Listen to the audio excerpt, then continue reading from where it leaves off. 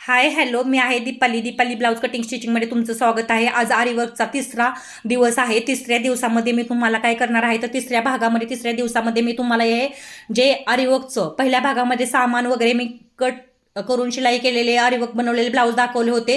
दुसऱ्या भागामध्ये मी तुम्हाला ब्लाऊजचं पेपर पॅटर्न बनवून दाखवलं आणि त्याच्यानुसार अस्तर कट करून दाखवलं. तर तिसऱ्या भागामध्ये आता काय करणार आहे, जे अस्तर मी बनवून घेतलेलं आहे, हे पहा हे अस्तर आहे. तर या अस्तरवरून ह्या ब्लाऊजच्या पीसवरती आरीवर्कसाठी मार्किंग कसं करायचं, गळा, पुढचा गळा, पाठीमागचा गळा हे दाखवणार आहे पहा.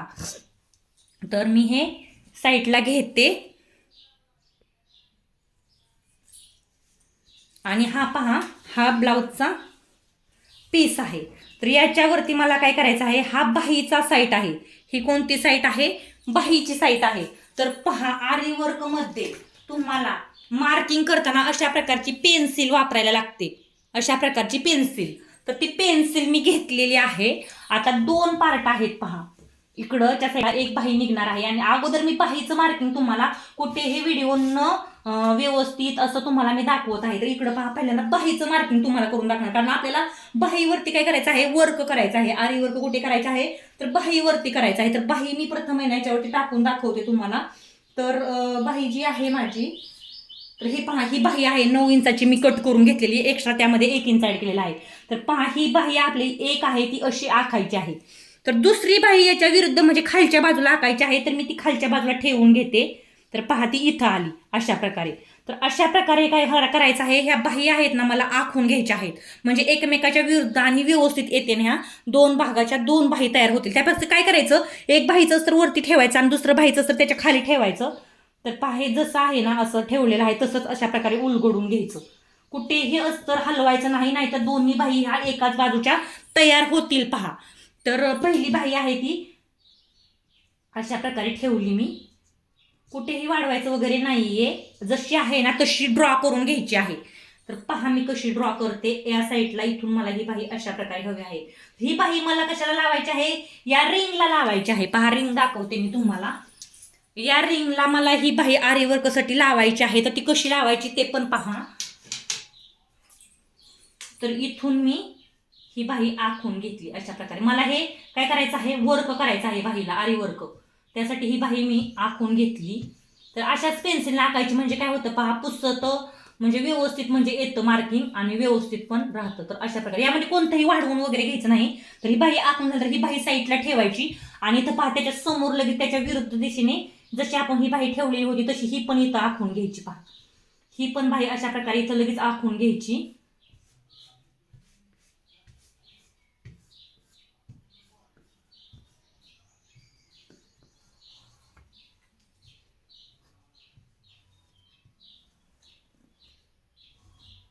तर मी ही बाही घेतली पहा.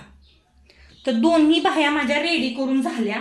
आता मला काय करायचं आहे, आरीवर्कसाठी हे अस्तर आहे ना पटकन साईडला ठेवून घ्यायचं, जसं आहे तसं, कारण अस्तर आता आपल्याला उपयोगाला येणार नाही, लगेच जेव्हा लागणार तेव्हा घ्यायचं. तर आता हे बाह्या आखून झाल्या आरीवर्कसाठी. आता बॅक पार्ट आखायचा आहे. तर बॅक पार्ट पहा कसा आखायचा.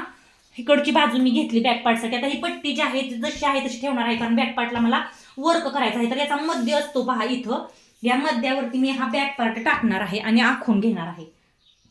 तर अशा प्रकारे हा बॅक पार्ट इथं आरीवर्कसाठी मी टाकला आणि इथं आखून घेणार आहे. तर यामध्ये मार्किंग सोडायचं असतं पहा, ते नंतर मी तुम्हाला सांगते कसं सोडायचं ते.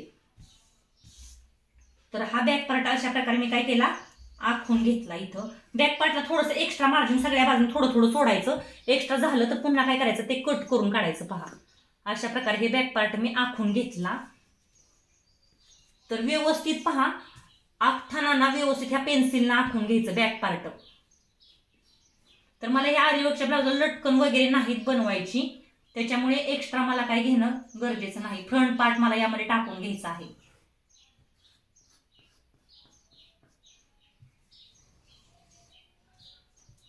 तर गळा रुंदी ही वगैरे व्यवस्थित येते का पाहायचं, नाहीतर तर गळा हा ब्लाउजचा बारीक होऊ शकतो. तर अशा प्रकारे हे मी आखून घेतलं पहा. तर गळा रुंदी मी एकदा चेक करते, माझी 5 आली का. तर आलेली आहे पहा, किंचित थोडीशी कमी पडलेली आहे. तर इकडं मी थोडंसं सरकवून घेते हा पार्ट आणि हा पण थोडासा मोठा करते पहा. किंचित गळा रुंदी ही कमी पडलेली होती, तर आता पहा 5 आली का मोजणार, तर आता परफेक्ट आली पहा 5 म्हटल्यावरती हे इकडच्या साईडला थोडंसं वाढणार आहे.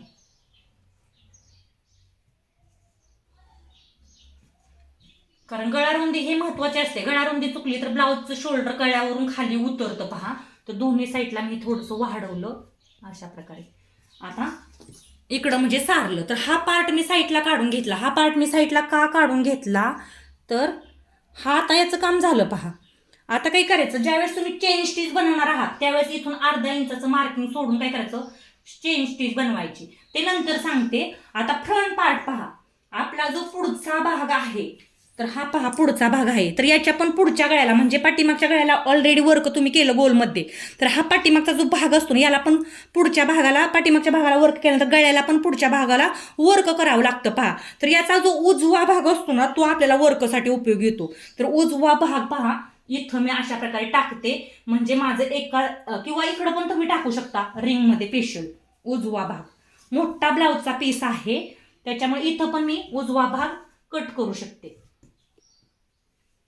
तर उजवा भाग पहा, ह्याचा उजवा भाग पाहायचा. उजव्या हाताला गळा आपल्या साईडला ठेवायचा. तर ह्याचा पहा ही उजवा भाग आहे.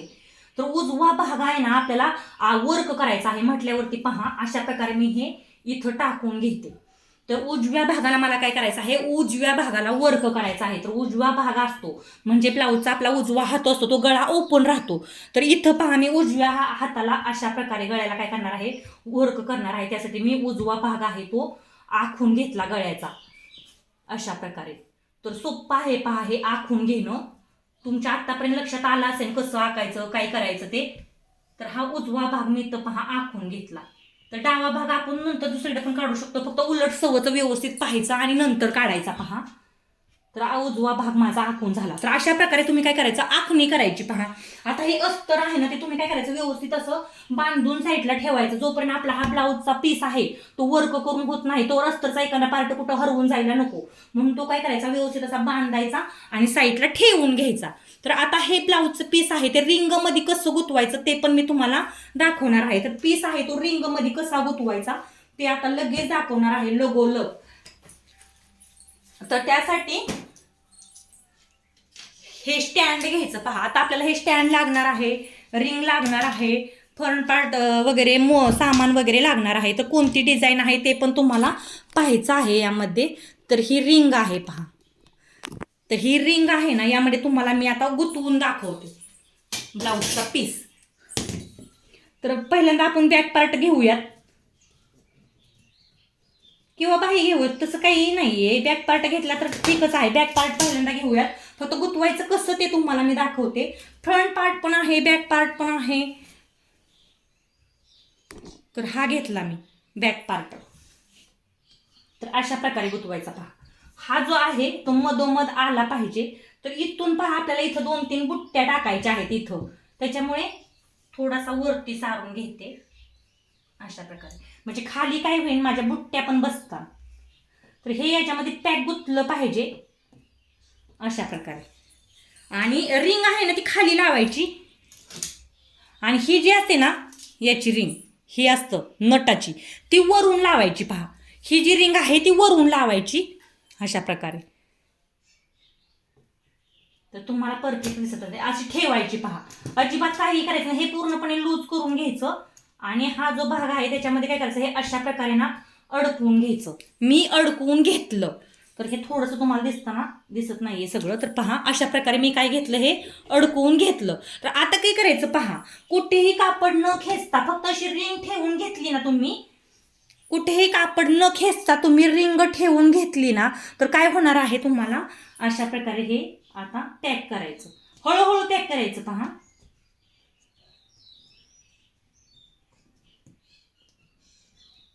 तर तुम्ही म्हणता की डायरेक्ट ब्लाऊज पीसला वर्क करायला सांगतायत ह्या, तर तुम्हाला मी नंतर चेन स्टिच वगैरे सगळं शिकवणार आहे. परंतु आता मी एक ब्लाऊज पण तुम्हाला वर्क करून दाखवणार आहे, म्हणजे तुम्हाला पुढचं शिकण्यासाठी सोपं आहे असं वाटेल. तर त्याच्यामुळे तर भाग 2 मध्ये, भाग 1 मध्ये मी सामान सांगितलं होतं, ब्लाऊज दाखवले होते. भाग 2 मध्ये मी काय केलं, तुम्हाला ब्लाऊजचं पेपर पॅटर्न कट करायला शिकवलं. तर पहा, तुम्हाला ऑलरेडी पेपर पॅटर्न असेल किंवा तुमच्याकडे जर पेपर पॅटर्न ऑलरेडी असेल किंवा तुमच्या टेलरने तुम्हाला आखून अशा प्रकारे दिलं, तर तुम्ही वर्क करायला सोपंच जाईल, तुम्हाला जास्त वेळ पण नाही लागणार. परंतु मी स्वतः टेलर आहे, मी स्वतःच ब्लाऊज शिवते, त्याच्यामुळे मला ते आखून घेणं गरजेचं वाटलं म्हणून मी पेपर पॅटर्ननुसार सगळं सगळं सांगितलं. पहा आता अशा प्रकारे काय करायचं, हे कापड थोडं थोडं खेचायचं सगळ्या बाजूने खेचायचं. पहा आखून झाल्यानंतर असं थोडं थोडं. तर हे टाईट करायचं आहे आपल्याला, कुठेही लूज ठेवायचं नाही. त्यासाठी हे पॅक एकदम रिंग जे आहे ते एकदम पॅक असे आवळून घ्यायचे आहे. पहा